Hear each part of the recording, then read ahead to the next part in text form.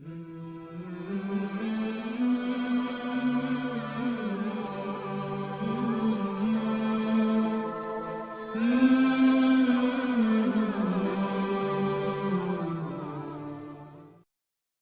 پارہ ہے، شروع آیت کے درمیان سے پڑھیں گے۔ اعوذ باللہ من الشیطان الرجیم، بسم اللہ الرحمن الرحیم۔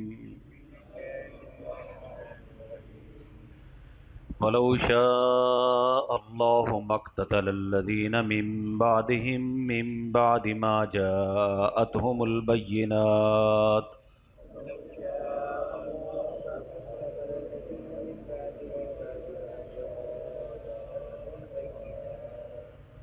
وَلَٰكِنِ اخْتَلَفُوا فَمِنْهُم مَّنْ آمَنَ وَمِنْهُم مَّنْ كَفَرَ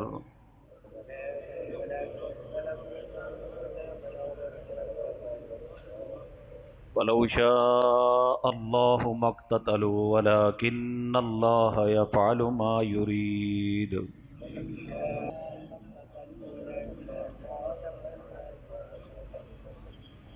وَلَوْ شَاءَ اللَّهُ، اور اگر اللہ تعالیٰ چاہتا، مَا اقْتَتَلَ الَّذِينَ مِن بَعْدِهِم، تو نہ لڑتے وہ لوگ جو ان نبیوں کے بعد میں آئے، من بعد ما جاءتهم البینات، بعد اس کے کہ پہنچ چکے ان کے پاس صاف حکم، ولیکن اختلفوا، اور لیکن ان میں اختلاف پڑ گیا، فمنہم من آمن، تو پھر تو کوئی ان میں سے ایمان لایا، ومنہم من کفر، اور کوئی کافر ہوا۔ ولو شاء اللہ ما اقتتلوا، اور اگر اللہ تعالیٰ چاہتا تو وہ آپس میں نہ لڑتے، ولیکن اللہ یفعل ما یرید، اور لیکن اللہ تعالیٰ کرتا ہے جو چاہتا ہے۔ اس سے پہلے ہم نے سیدنا عیسیٰ علیہ السلام کے کچھ حالات اور معجزات کے بارے میں پڑھا تھا۔ آیت کے اس حصے میں اللہ رب العزت نے ایک بات بیان فرمائی ہے کہ اگر اللہ تعالیٰ چاہتے تو لوگ آپس میں نہ لڑتے، لوگوں میں اختلاف نہ ہوتا۔ اللہ تعالیٰ اگر چاہتے تو سارے لوگوں کو ہدایت دے دیتے، کوئی کافر ہی نہ ہوتا، سارے کے سارے مسلمان ہی ہوتے، لیکن اللہ تعالیٰ نے کسی کو مجبور نہیں کیا، بلکہ قرآن میں ہے فَمَن شَاءَ فَلْيُؤْمِنْ وَمَن شَاءَ فَلْيَكْفُرْ، جو چاہتا ہے وہ ایمان لے آئے اور جو چاہتا ہے وہ کفر کر لے۔ وَهَدَيْنَاهُ النَّجْدَيْنِ، اللہ پاک نے دونوں راستے انسان کو دکھا دیے ہیں، ہدایت کا راستہ بھی ہے، کفر اور گمراہی کا راستہ بھی ہے، اور انسان پر جبر نہیں کیا کہ تو لازمی مسلمان ہو جا یا لازمی کفر کو اختیار کر لے۔ اختیار اس کے پاس ہے، انسان کے پاس، اپنا اختیار صحیح استعمال کرے گا یہ جنت میں جائے گا، اسی اختیار کو غلط استعمال کیا تو یہ جہنم میں جائے گا۔ یہ اللہ پاک کی حکمت اور منشا کے خلاف ہے کہ اللہ پاک سب کو ہی مسلمان کر دیتے، اور یہ بھی اللہ کی حکمت اور منشا نہیں کہ ساری دنیا میں کفر ہو جائے۔ تو کفر کرنے کا بھی اختیار انسان کے پاس ہے، اور اسلام اور ایمان لانے کا اختیار بھی انسان کے پاس ہے۔ ایک مسئلہ یہاں پہ سمجھ لیں کہ کیا اسلام میں جبر ہے، زبردستی ہے؟ یہاں دو باتیں ہیں جن کو لوگ آپس میں ملا دیتے ہیں، اس وجہ سے غلط فہمیوں کا شکار ہو جاتے ہیں۔ اسلام میں جبر کا جو تعلق ہے، زبردستی کا جو تعلق ہے، وہ اسلام میں داخل کرنے کے لیے ہے۔ آپ کسی بھی کافر کے سر پہ تلوار رکھ کے یہ نہیں کہہ سکتے کہ کلمہ پڑھو۔ ہاں، اس کو دعوت دے سکتے ہیں، دین کی باتیں سنا سکتے ہیں، سمجھا سکتے ہیں، لیکن زبردستی آپ اس کو اسلام میں داخل نہیں کر سکتے۔ اگر زبردستی اسلام میں داخل کرنے کی اجازت ہوتی تو مسلمانوں کی حکومتیں تین بر اعظموں پر رہی، اس وقت یہی تین بر اعظم تھے، ایشیا تھا، یورپ تھا، افریقہ تھا۔ تو بڑی بڑی حکومتیں مسلمانوں کی تھیں، اگر کوئی اور حکومت بھی تھی تو وہ مسلمانوں کے زیر اثر تھی، ان کے نیچے تھی۔ تو تاریخ میں ہے کہ مسلمانوں نے کسی پر نہ جبر کیا نہ زبردستی کی کہ زبردستی کلمہ پڑھایا ہو۔ اندلس میں، اسپین میں مسلمانوں نے 800 سال تک حکومت کی، کسی کو زبردستی کلمہ نہیں پڑھایا۔ اور یہاں بر صغیر کے اندر آپ دور نہ جائیں، یہ ہندو ہیں، سکھ ہیں، یہ اورنگزیب عالمگیر رحمۃ اللہ علیہ کو بڑا ظالم کہتے ہیں کہ زبردستی کرتا تھا، یہ کرتا تھا، وہ کرتا تھا۔ یاد رکھیں، اورنگزیب عالمگیر رحمۃ اللہ علیہ ایک دیندار بادشاہ تھا، نیک آدمی تھا، اور اس نے تقریباً 50 سال تک بر صغیر پر حکومت کی ہے۔ اور اس نے 500 علماء سے ایک کتاب لکھوائی ہے، اس کا نام ہے فتاوی عالمگیری، جس پر ملکی نظام کو چلایا جاتا تھا۔ فتاوی عالمگیری اب بھی موجود ہے، عام مل جاتی ہے۔ تو اس کو اتنا زبردست اور جو ہے ظالم اور جابر اور پتہ نہیں کیا کیا کہتے ہیں اس مسلمان بادشاہ کو۔ تو اس نے بھی کسی پر زبردستی نہیں کی۔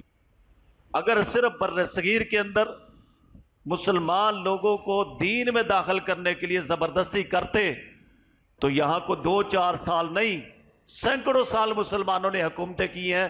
یہاں پہ نہ کوئی ہندو ہوتا، نہ سکھ ہوتا، نہ کوئی عیسائی ہوتا، نہ یہودی ہوتا۔ تو دین میں داخل کرنے کے لیے زبردستی کا تصور اسلام میں نہیں ہے، قرآن میں نہیں ہے۔ قرآن نے 2 ٹوک انداز میں کہہ دیا، فمن شاء فلیؤمن ومن شاء فلیکفر، جو چاہے ایمان میں داخل ہو جائے اور جو چاہے کفر اختیار کر۔ دین میں داخل کرنے کے لیے زبردستی نہیں ہے۔ اس فکرے کو دہرائیں، کیا کہا میں نے؟ دین میں داخل کرنے کے لیے زبردستی نہیں ہے۔ اب اگلی بات یہ ہے کہ ایک آدمی مسلمان ہو جاتا ہے، نماز نہیں پڑھتا، اب زبردستی ہوگی کہ نہیں ہوگی؟ نبی کریم صلی اللہ علیہ وسلم کی حدیث میں آتا ہے کہ بچہ 7 سال کا ہو جائے تو اس کو نماز کا کہو، اور 10 سال کا ہو جائے تو مار کے نماز پڑھاؤ، سختی کرو۔ یاد رکھیں، نہ 7 سال کے بچے پہ نماز فرض ہے، نہ 10 سال کے بچے پہ نماز فرض ہے۔ نماز فرض ہوتی ہے جب بچہ بالغ ہو جاتا ہے، اس سے پہلے نماز فرض نہیں ہے۔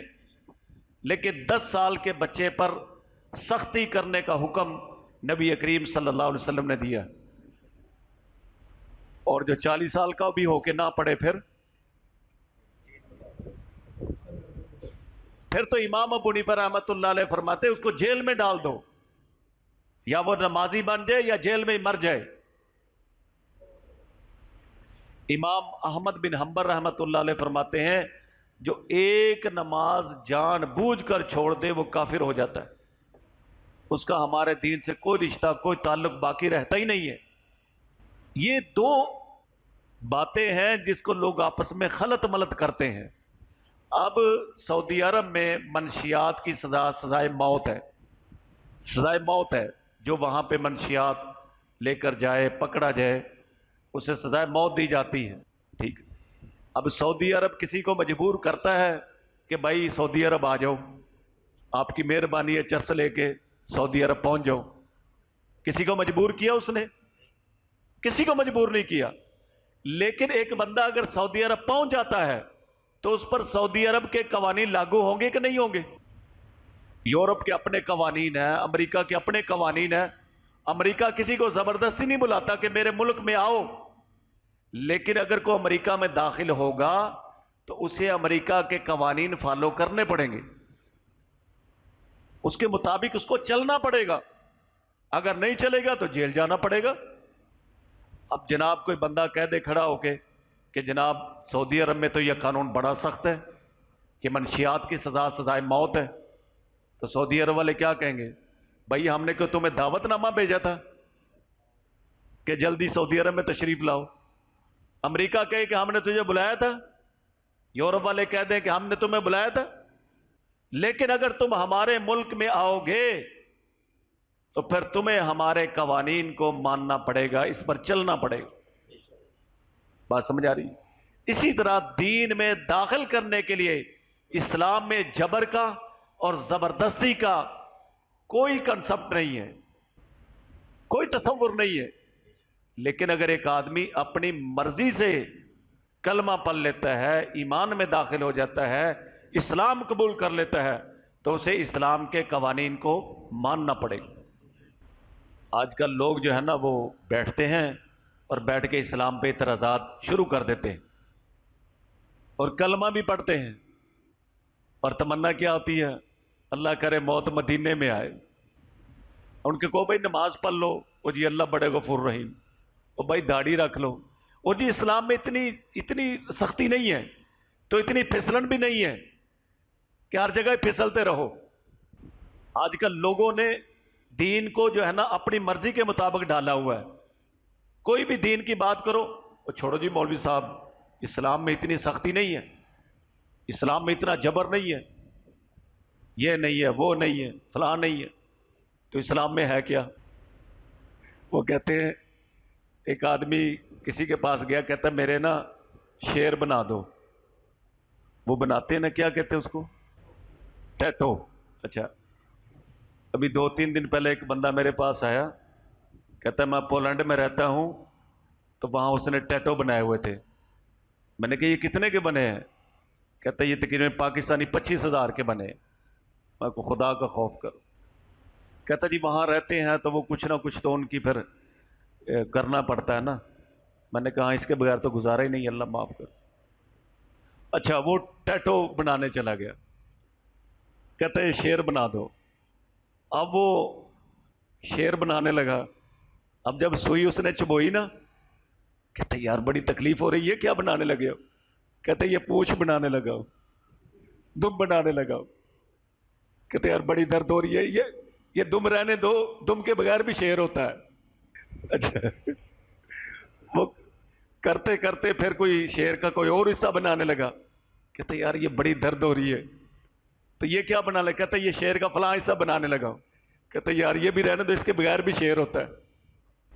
سمجھے بھائی؟ تو ہم کہتے ہیں کہ دین وہ ہو جو ہماری مرضی کا ہو، جس سے ہمیں ہماری طبیعت نہیں مانتی اس کو دین سے نکال دو، اور کیا کہو جناب دین میں زبردستی نہیں ہے، دین میں زبردستی نہیں ہے، دین میں جبر نہیں ہے، دین میں اتنی سختی نہیں ہے۔ کیسے جملے ہم نے سوچ لیے ہیں، بنا لیے ہیں۔ تو یہ میری بات اچھی طرح یاد رکھیں کہ دین میں داخل کرنے کے لیے زبردستی نہیں ہے، لیکن کوئی بندہ دین میں داخل ہوگا، اسلام قبول کر لیا، شراب پیے گا تو 80 کوڑے مارے جائیں گے، تہمت لگائے گا تو سزا ملے گی، شادی شدہ ہو کے وہ زنا کرے گا تو سنگسار کیا جائے گا، نماز نہیں پڑھے گا تو جیل میں جانا پڑے گا۔ دو چیزوں کو لوگوں نے آپس میں خلط ملط کر دیا، اور یہ مثال آپ یاد رکھیں، آپ کے کام آئے گی کہ بھائی نماز نہ 7 سال کے بچے پہ فرض ہے، نہ 10 سال کے بچے پہ فرض ہے، لیکن اس کے باوجود 10 سال کے بچے پر سختی کرنے کا حکم ہے کہ سختی کرو اگر نماز نہیں پڑھتا۔ تو اگر کوئی بالغ ہونے کے بعد بھی نماز نہیں پڑھتا اور کہتا ہے کہ جناب جو ہے نا وہ اسلام میں سختی نہیں ہے، دین میں جبر نہیں ہے، تو اس کا تو خطرہ ہے وہ بندہ ایمان سے ہی فارغ نہ ہو جائے، اور ایمان سے فارغ ہونے کا معنی یہ ہوتا ہے کہ اس بندے کا نکاح بھی ختم ہو جاتا ہے۔ ایمان کی تو لوگوں کو پرواہ نہیں ہوتی۔ یاد رکھیں، ایمان ہے تو نکاح ہے، اگر ایمان نہیں ہے تو نکاح بھی نہیں ہے۔ یہ وہ زمانہ ہے کہ صبح کو لوگ مسلمان ہوں گے اور شام کو کافر ہوں گے، اور شام کو لوگ مسلمان ہوں گے اور صبح کو کافر ہوں گے۔ یہ احساس ذمہ داری ہے کہ ہمارے ماشاءاللہ حاجی صاحب نے 11 سال کی نمازیں قضا کی ہیں، 11 سال کی قضا نمازیں پڑھی، اور ہم ہٹے کٹے ہوں، اور وقت کی جو فرض نماز ہے اس کی بھی ادائیگی کی فکر نہ ہو، اور کہیں یار اب اسلام میں اتنی سختی نہیں ہے، جبر نہیں ہے، یہ تو کفر میں داخل ہونے کا خطرہ ہے۔ تو بہرحال اللہ کی حکمت نہیں ہے کہ اللہ تعالیٰ سب کو مسلمان کر دیتے، اللہ تعالیٰ کافر کسی کو رہنے ہی نہ دیتے، لیکن اللہ نے انسان کو اختیار دیا ہے کہ اپنا اختیار سے تم چاہے مسلمان ہو جاؤ چاہے کافر ہو جاؤ۔ مسلمان بنو گے اس کے نتائج یہ ہوں گے، اور کفر اختیار کرو گے اس کے نتائج یہ ہوں گے۔ اختیار انسان کے پاس۔ فرمایا وَلَوْ شَاءَ اللَّهُ، اور اگر اللہ تعالیٰ چاہتا، مَقْتَتَلَ الَّذِينَ مِن بَعْدِهِمْ، تو وہ لوگ نہ لڑتے ان نبیوں کے آنے کے بعد، من بعد ما جاءتهم البینات، ان واضح اور روشن معجزات آنے کے بعد وہ لوگ آپس میں اختلاف نہ کرتے، سارے کے سارے ہی ایمان پر رہتے، ولیکن اختلفوا، لیکن انہوں نے اختلاف کیا، فمنہم من آمن، تو ان میں سے بعض مومن رہے، ومنہم من کفر، اور ان میں سے بعض کافر ہو گئے۔ ولو شاء اللہ مقتتلوا، اور اگر اللہ تعالیٰ چاہتا تو وہ آپس میں نہ لڑتے، ولیکن اللہ یفعل ما یرید، لیکن اللہ تعالیٰ کرتا ہے جو چاہتا ہے۔